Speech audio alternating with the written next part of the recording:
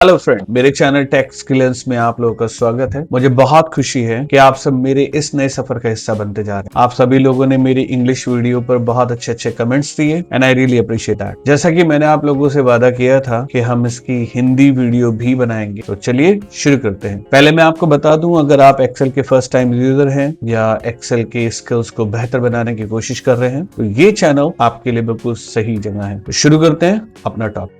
हमारा आज का टॉपिक है कि कैसे हम एक्सेल का यूज करके एक ऑटो नंबर जनरेटेड सीरीज बना सकते हैं। यहाँ पर नंबर्स ऑटोमेटिकली जनरेट हो रहे हैं और मैं इस पूरे कॉन्सेप्ट को स्टेप बाय स्टेप डिस्कस करूंगा ताकि आप इसे अपने रोजाना के काम में, अपने स्कूल और कॉलेज के प्रोजेक्ट्स में आसानी से इस्तेमाल कर सकते। आपको जब भी जरूरत लगे वीडियो को पॉज कीजिए, रिवाइंड कीजिए या फिर अपने नोट्स बनाइए। और हाँ, कमेंट्स में अपने क्वेश्चंस या फीडबैक को शेयर करना ना भूलें। अगर आपको ये वीडियो अच्छा लगे तो लाइक, शेयर और सब्सक्राइब करें ताकि आपको और भी नए टॉपिक पर टाइम टू टाइम नई वीडियोस मिलती रहे।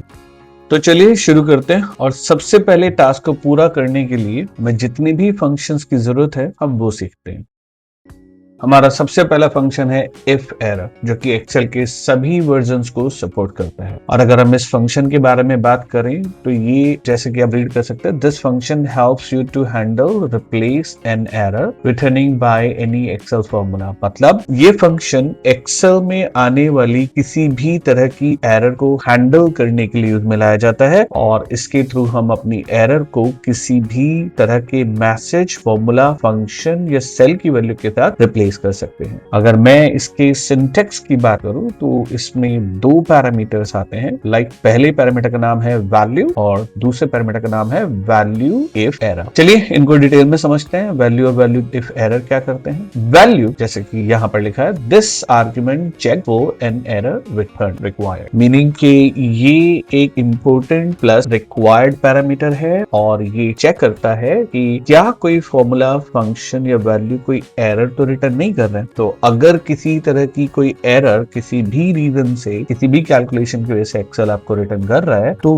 वैल्यू इफ एरर, जो कि सेकंड पैरामीटर है, उसे रिप्लेस करेगा। जैसे कि मैंने डेफिनेशन में लिखा है, the value to you like to replace when if the formula evaluates an error required. What do you mean by required? आपको पता है रिक्वायर का मतलब है कि ये भी एक मैंडेटरी पैरामीटर है। अगर आपको कोई एरर मिलती है तो उसे किस पर्टिकुलर मैसेज या फिर फॉर्मूला या फंक्शन से आपको इसे रिप्लेस करना है। एक्सेल का ये फंक्शन लगभग सभी एरर्स को हैंडल करता है और मैंने ये लिस्ट लास्ट में बना दी है, तो प्लीज इसको जरूर ध्यान रखें। तो चलिए एक्सेल पर चलते हैं और इस फंक्शन को प्रैक्टिकल करके देखते हैं। तो जैसे कि आप देख सकते हैं, मैंने एक छोटा सा एग्जांपल यहाँ पे क्रिएट किया है जहां आपके पास कुछ प्रोडक्ट नेम्स हैं, उनका टोटल अमाउंट है जो हमें पे करना है, हमने टोटल कितने यूनिट्स उसके पर्टिकुलरली प्रोडक्ट के ऑर्डर किए थे और हमारे पास कितने यूनिट्स उसके डिलीवर हो चुके हैं। राइट, यहाँ हमारा क्वेश्चन ये है कि मुझे ये जानना था कि मेरे इतने यूनिट डिलीवर होने के बाद मुझे इस अमाउंट पर यूनिट कॉस्ट क्या पड़ती है। तो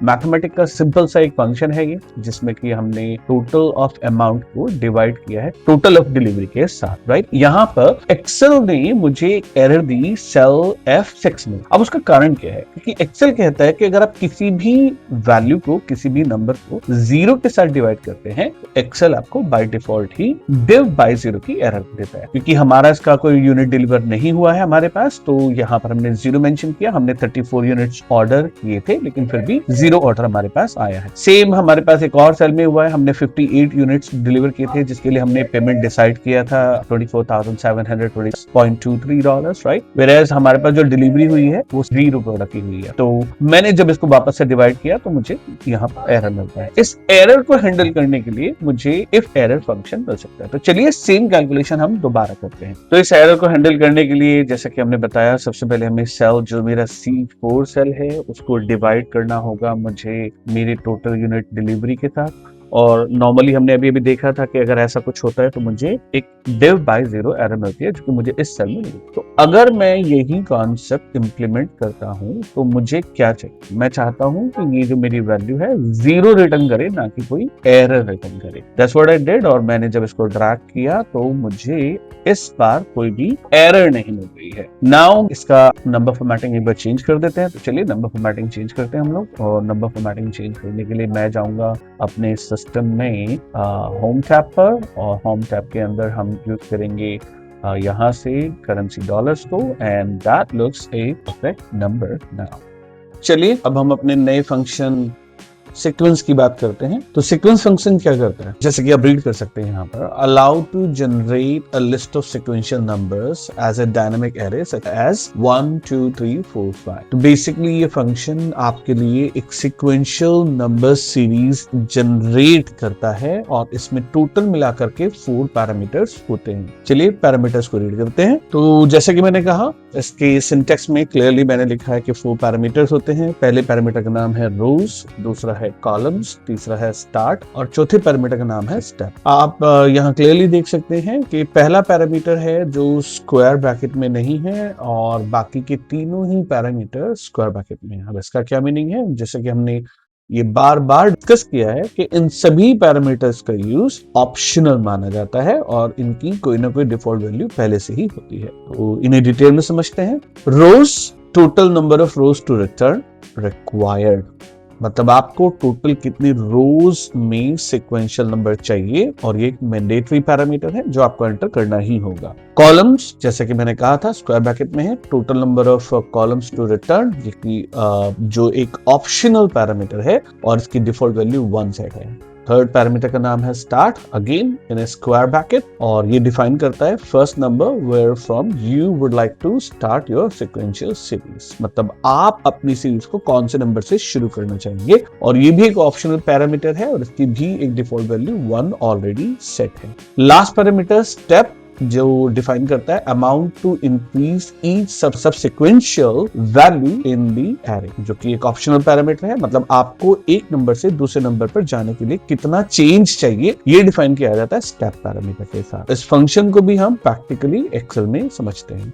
तो चलिए फ्रेंड्स, हम लोग सिक्वेंशियल फंक्शन का एक एग्जांपल देखते हैं। मैं एक्सेल में आ गया हूं, और मैंने यहाँ पे सिक्वेंशियल फंक्शन लिखना शुरू किया। सिक्वेंस फंक्शन का पहला पैरामीटर है रोज। कितनी रोज चाहिए, मुझे 10 रोज में नंबर्स चाहिए, और यहाँ पे सेकंड पैरामीटर है कितने कॉलम्स में। अगर मैं इसको नहीं एंटर करता हूँ तो मेरा ये वैल्यू 1 मानी जाएगी, और थर्ड और फोर्थ पैरामीटर भी 1 माना जाएगा, जिसका मीनिंग होगा कि मुझे 10 रोज में 1 कॉलम और 1 से स्टार्ट होकर के 1 के गैप के साथ मुझे एक सिक्वेंशियल सीरीज चाहिए। लेकिन तब क्या, जब मैं इस सेकंड पैरामीटर को रिप्लेस कर दूं, मान लीजिए मैंने सेकंड पैरामीटर 2 डाल दिया है, तो इसका डेफिनेशन कुछ इस तरह से हुआ कि मुझे 10 रोज में 2 कॉलम्स में, देखिए 10 रोज 2 कॉलम्स, मुझे 1 से स्टार्ट करके 1 के गैप के साथ एक सीरीज दीजिए। एंड रिमेंबर, एक्सेल हमेशा अपने ऑर्डर को लेफ्ट टू राइट और top to bottom order follow करता है। अकॉर्डिंगली अगर मैं देखूं तो मेरी पहली सीरीज बनती है 1 2 3 4 and so on.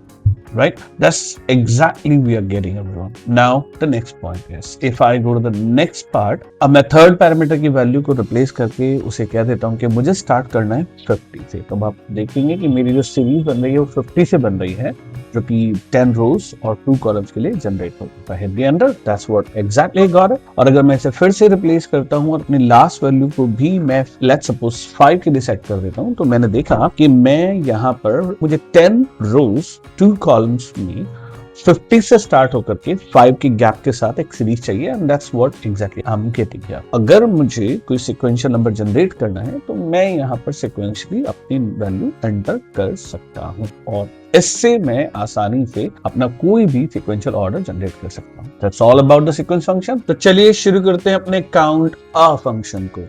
Count a function क्या करता है guys? This function counts all number of cells that are not empty in selected range.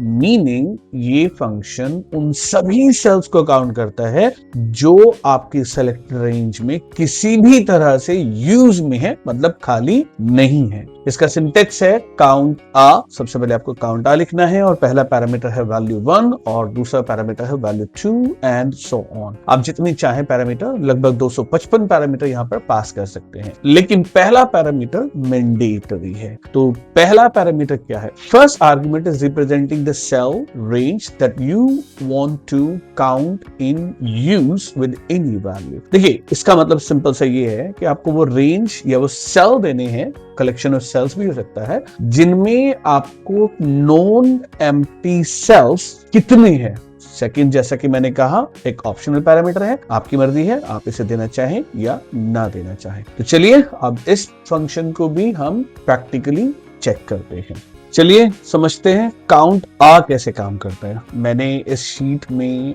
आपको समझाने के लिए कुछ रैंडम डेटा जनरेट किया है, जो आप देख सकते हैं यहाँ पर आपको दिया गया है, और मुझे ये जानना है कि इस पूरी रेंज में मेरे टोटल कितने सेल यूज में है, मीनिंग एम्प्टी नहीं है। तो I go to the cell and everyone, चलिए टाइप करते हैं अपना फंक्शन काउंट ए, और यहां पर मुझे वो रेंज पास करनी होगी जिसको मुझे काउंट करना है कि मेरे कितने सेल यूज में हैं। तो मुझे ये काउंट करना है अपने प्रोडक्ट 1 के कोड से लेकर रेवेन्यू की रेंज में। एंड जब मैंने इसको क्लोज करके एंटर किया तो मुझे पता चलता है कि मेरे टोटल नंबर ऑफ 23 सेल्स ऐसे हैं जो यूज में हैं। अगर आप चाहें तो मैनुअली भी काउंट कर सकते हैं कि मेरे टोटल कितने सेल थे और कितने यूज में हैं। That's all. तो फ्रेंड्स, हमें जितने फंक्शंस की जरूरत थी एक पर्टिकुलर टास्क को लर्न करने के लिए, वो अब हम सब डिस्कस कर चुके हैं। तो अब टाइम है इन सब को कंबाइन करके ये डायनामिक सीरीज बनाने का। चलिए इसको प्रैक्टिकली इंप्लीमेंट करते हैं एक्सेल में and start typing the function here. तो सबसे पहले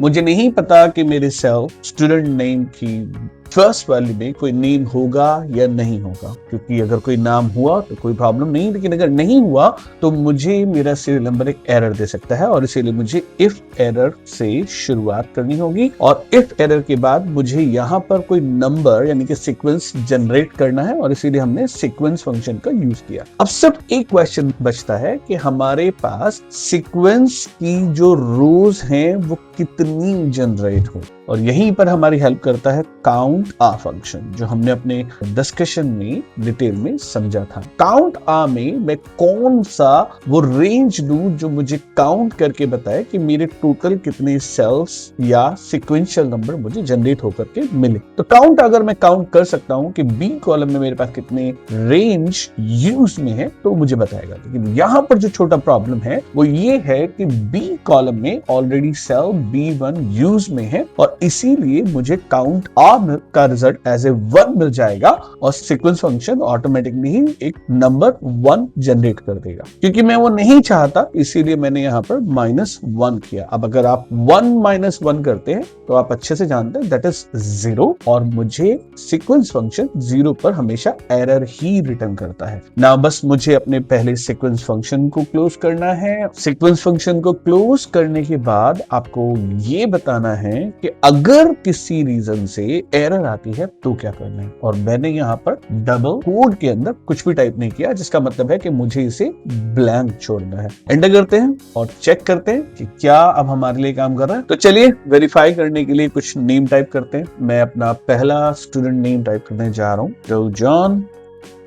enter. Oh I can see मेरे पास सीक्वेंशियल नंबर जनरेट होके आ गया है।